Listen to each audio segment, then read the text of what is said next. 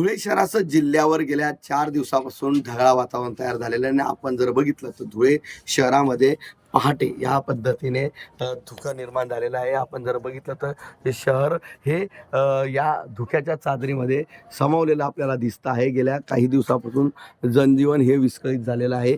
गेल्या काही दिवसापासून धुळे शहरासह जिल्ह्यात ढगाळ वातावरण आहे आणि ढगाळ वातावरणाचा परिणाम हा रब्बी पिकांवर झालेला आहे. रब्बी पिकांबरोबरच ढगाळ वातावरणामुळे आणि या धुक्यामुळे या ठिकाणी रोगराई पसरलेली आहे. मोठ्या प्रमाणात सकाळी अशा पद्धतीने धुकं असतं आणि धुळे शहर या धुक्याच्या चादरीमध्ये सामावलेलं आपल्याला दिसत आहे.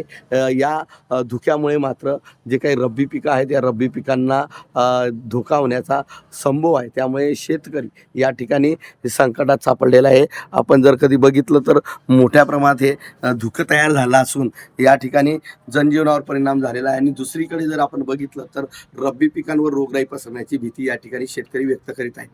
मनीष मासुळे, TV9 मराठी, धुळे.